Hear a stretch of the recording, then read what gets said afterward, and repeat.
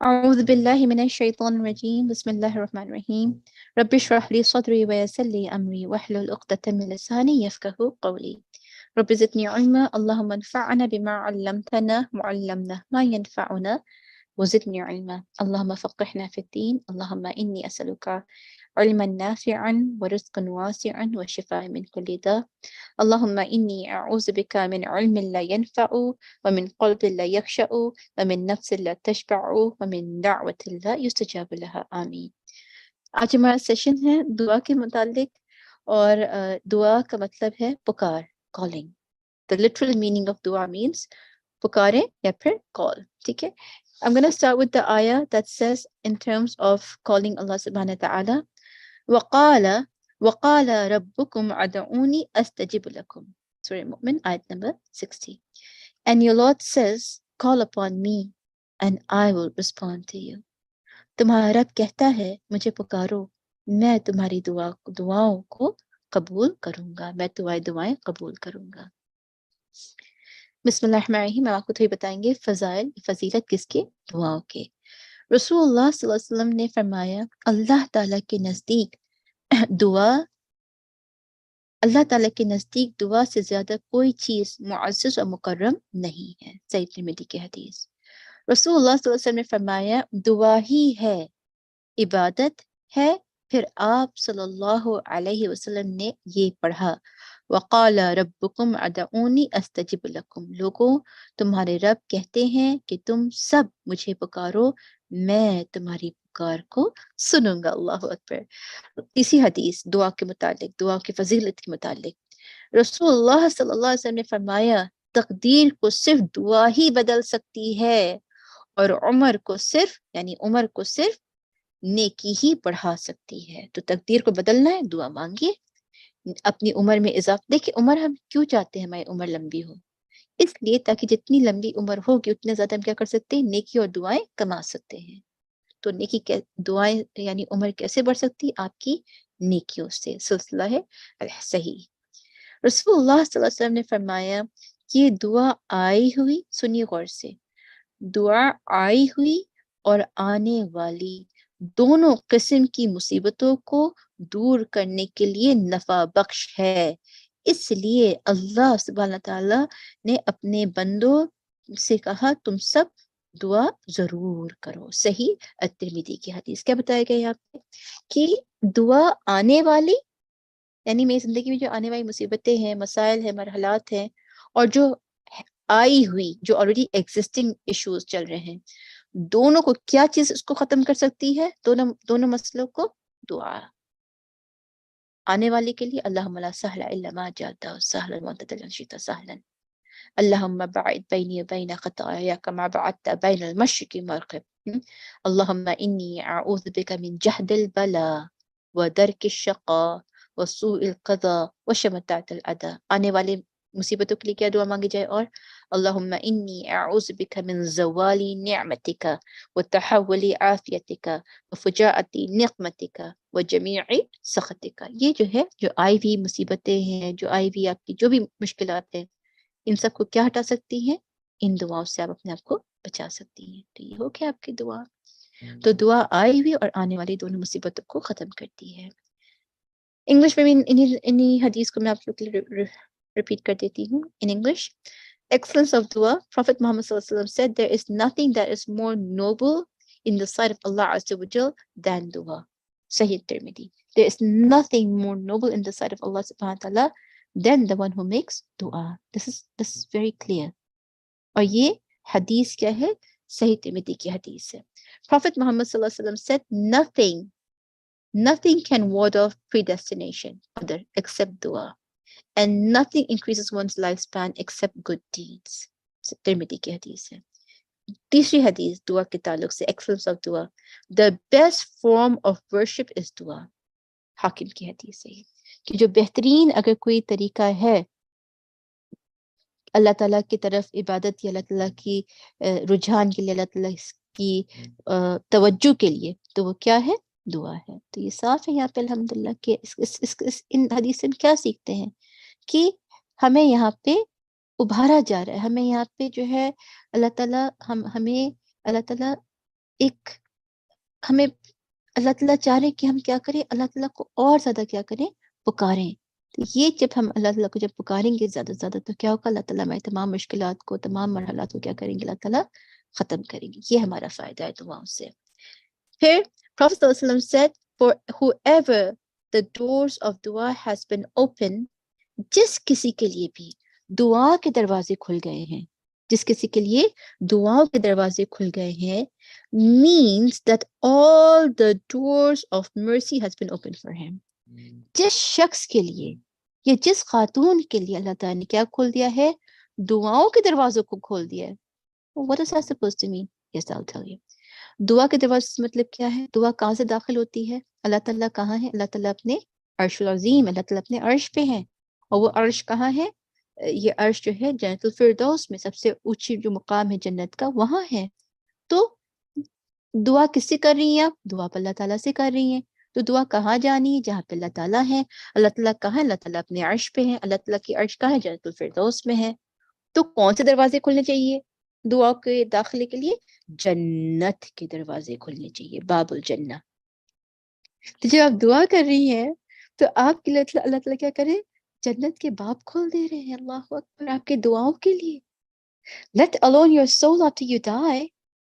In the world, when you're supplicating or invocating, or when you're calling to Allah Azza wa Jal, the doors of Jannah or the paradise have been opened for you and for your supplication. Allahu Akbar. What could be greater than that? And this has been framed in a form of a hadith, in a form of a tradition of Muhammad Sallallahu Alaihi Wasallam. And the hadith says, Prophet Muhammad Sallallahu Alaihi Wasallam said, for whoever the doors of dua has been opened, means that all the doors of mercy has been opened for him. And nothing is more pleasing to Allah Azza wa Jal than he be asked of things that are granted, than afiyah and good health. اس حدیث سے ہم نے کیا drive کیا, اس حدیث سے ہم نے یہ ڈرائیو کیا کہ جو ہم نے دعا بتائی تھی آپ کو, اللہم انی اسألک العافیہ فی الدنیا والآخرہ, اے اللہ تعالیٰ میں سوال کرتی ہوں کس چیز کی, عافیت کی, اس دنیا اور آخرت میں, یعنی دونوں جہانوں میں آپ سے کیا چاہتی ہوں, اللہ تعالیٰ کیا مجھے کیا دیجئے, عافیت دیجئے. اور سب سے بہترین اگر انسان کچھ اللہ تعالیٰ سے مانگے, دعا میں مانگے, تو کیا مانگے دعا میں, عافیت مانگے. اللہ تعالیٰ سے کیا مانگے, عافیت مانگے. اب پلیز سنیے کہ دعائیں کیسے مانگنی چاہیے. سب سے پہلے اللہ تعالیٰ کی تعریف, سب سے پہلے کیا کرنا ہے, ہمیں اللہ تعالیٰ کی تعریف کرنا ہے. How to make duas. Allah Ta'ala loves to be asked and He encourages us to call on Him for all our needs, wants and desires. اگر آپ کبھی کوئی راکھی سے تعلق ہو, اگر آپ کے گھر میں کوئی کبھی رقیہ کرائیں, تو راکھی کا ایک پہچان کیا ہونی چاہیے کہ ان کو اللہ تعالیٰ کی اسماء و صفات پڑھنی چاہیے, اللہ تعالیٰ کے ناموں کو پکارنا چاہیے, یا مستجاب, یا الرحمن, یا رحیم, یا کریم, یا عظیم, یا جبار, یا مجید, یا ماجد, یعنی جو بھی اللہ تعالیٰ کے پیارے پیارے نام ہے, الودود, الوہاب, جو بھی اللہ تعالیٰ کے پیارے پیارے نام ہے, سب سے پہلے اللہ تعالیٰ کو پکارا جائے, سب سے پہلے اللہ تعالیٰ کی تعریف بیان کی جائے. تو یہ طریقہ ہے. A firm and unwavering belief in the oneness of Allah Azza wa Jal is essential ingredient for dua. یہ سب سے اہم جو جذبہ ہونا چاہیے, وہ کیا ہونا چاہیے, انسان کا ایمان, عقیدہ, یقین کہ میں اپنے رب سے مانگ رہی تو میں اپنے رب سے ہی مانگ رہی ہوں, اور مجھے یقین ہے کہ مجھے دینے والے صرف اور صرف اللہ تعالیٰ, ان کے علاوہ کوئی نہیں ہے اس پورے کائنات میں. اللہم لا مانع لما اعطیت ولا مؤتی لما منعت ولا ينفع ذو الجد منک الجد. ساری چیز جو مجھے چاہیے صرف اللہ تعالیٰ دے سکتے ہیں. میرے ہر مصیبت کو ختم کرنے والے صرف اللہ تعالیٰ ہیں. کبھی کبھی ہم پتہ ہے کیا کرتے ہیں, ہم لوگوں سے شکایت کرتے ہیں, ہم لوگوں سے ایکسپیکٹ کرتے ہیں, ہم لوگوں سے ڈیمانڈ کرتے ہیں. یہی ہماری سب سے بڑی غلطی ہوتی ہے, یہ ہماری سب سے بڑی کمزوری ہوتی ہے کہ ہم سامنے والے سے ڈیمانڈ نہیں ایکسپیکٹ کرنے لگ جائیں. اور the moment we start depending on a human or any resources of Allah Azza wa Jalla or any creation of Allah subhanahu wa ta'ala, that is the moment you start becoming very, very weak. And the moment you expel everything out of your mind, out of your heart, out of your head, کہ ایاک نعبد و ایاک نستعین, مجھے صرف اللہ تعالیٰ سے مانگنی ہے, اللہ تعالیٰ ہی میرے مددگار ہے، اللہ تعالیٰ کی میں عبادت کر رہی ہوں. That's the time when you become super strong, because dua is an empowerment. دعا is an empowerment. دعا انسان کو روحانی طور سے، دماغی طور سے، جسمانی طور سے مضبوط کر دیتی ہے. سبحان اللہ. To affirm an unwavering belief in the oneness of Allah Ta'ala is an essential ingredient for dua. اگر آپ کو دعا مانگنی ہے، اور اگر آپ اپنی دعا بہہ کے مانگ رہی ہیں، آدھی مانگ رہی ہیں، پتہ نہیں ہوگی نہیں ہوئی قبول، اللہ تعالیٰ میں تو بس یہ چاہتی ہوں، چاہنا نہیں ہے، مانگنا ہے. اللہ تعالیٰ مجھے دیجیے آپ پورے یقین سے، پورے اعتبار سے، پورے یعنی کیا کہتے ہیں، اللہ تعالیٰ سے بالکل آپ جو کہتے ہیں نا حجت، یعنی ہم اللہ تعالیٰ سے کریں، اللہ تعالیٰ سے ہم بات کریں، پورے جذبے سے ہم مانگیں، تو وہ دعا کیا ہو جائے گی؟ بِإِذْنِ اللہ قبول ہوگی. True sincerity and willingness to accept that Allah subhanahu wa ta'ala alone is able to change the course of the events or grant requests is also necessary. The supplicant should eagerly and urgently call on Allah subhanahu wa ta'ala. However, he should remain humble and quiet without getting either impatient or bored. کتنے لوگ کہتے ہیں کہ ہم تو دعائیں مانگ کے تھک چکے ہیں، ہم تو دعائیں مانگ کے تھک چکے ہیں. کتنے لوگوں کی زبان میں باتیں آ جاتی ہیں، کتنے لوگ ایسے ہو جاتے ہیں جو ناصبرے یا بے صبرے ہو جاتے ہیں. یہ چیز ہمارے اندر نہیں ہونی چاہیے. ہمیں کیا ہونا چاہیے؟ ہمیں اللہ تعالیٰ کے پورا یقین اور اعتبار ہونا چاہیے، اور ناصبری بھی نہیں کرنا چاہیے. The supplication of every one of you will be granted if he does not get impatient and say, I supplicated, but my Lord has not been granted. یعنی my prayer has not been granted. ایسا نہیں ہونا چاہیے کہ آپ دعا مانگے کہہ کہ میری دعا قبول نہیں ہوئی. ایسا نہیں کہنا چاہیے.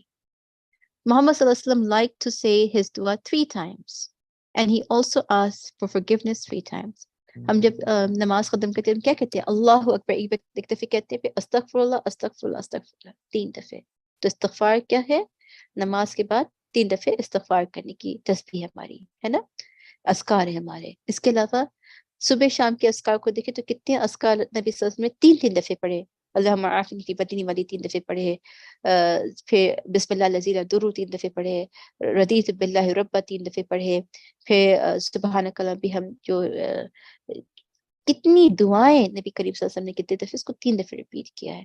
اعوذ بکلمات اللہ التامات من شر ما خلق 3 دفعے آپ نبی صلی اللہ علیہ وسلم فرمایا.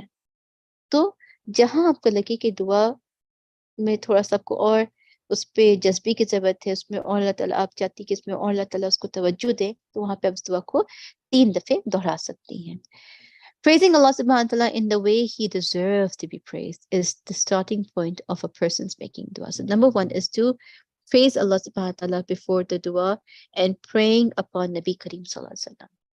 تو سب سے پہلے اللہ کی تعریف بیان کی جائے، دوسری نبی محمد صلی اللہ علیہ وسلم کے اوپر درود بھیجی جائے. Prophet صلی اللہ علیہ وسلم دعا through Allah Ta'ala's names and attributes. Allah subhanahu wa ta'ala says, say ادعونی، مجھے پکار، اور دعا مجھے call upon Allah اور call upon الرحمن. چاہے اللہ تعالیٰ کے نام سے پکائیے، چاہے الرحمن کے نام سے پکائیے. By whatever name you call upon him, it is well for him to belong the most beautiful names. یعنی اللہ تعالیٰ کی تعریف بیان کرنا سب سے افضل ہے دعاؤں کے دوران. Send blessings. نبی کریم صلی اللہ علیہ وسلم کے پر صلوات بھیجی جائے. نبی محمد صلی اللہ علیہ وسلم also recommended raising one's hands when making dua. He said, Your Lord, may he be pleased and exalted, is kind and most generous. He is too kind. So let his slaves, if he raises his hands to him, to send them back empty. تو نبی اللہ تعالیٰ نے کیا فرمایا کہ ان کو حیا آ جاتی ہے کہ ان کے بندے ہاتھ یعنی ہٹانے سے پہلے کیا ہو جائے، ان کی دعا یا پھر ان کی دعا رد نہ جائے. Raising one hand is an etiquette of dua. Sheikh Ibn Uthaymeen rahimahullah described it as joining both the palms, raising them to the chest level. They can also be raised higher. This is called ibtilah. یعنی ابتحال کہا گیا ہے. کیا مطلب؟ کہ اپنے ہاتھوں کو دونوں کو جوڑ لیجئے، اور جوڑنے کے بعد اس کو تھوڑا اپنے سینے کے یا کندھے تک لا سکتی ہیں، ٹھیک ہے، اور اٹھا سکتی ہیں، اور پھر آپ دعا مانگیے. اللہ تعالیٰ دعا جو ہے قبول کرتے ہیں. تو یہ کچھ طریقے بتائے جا رہے ہیں.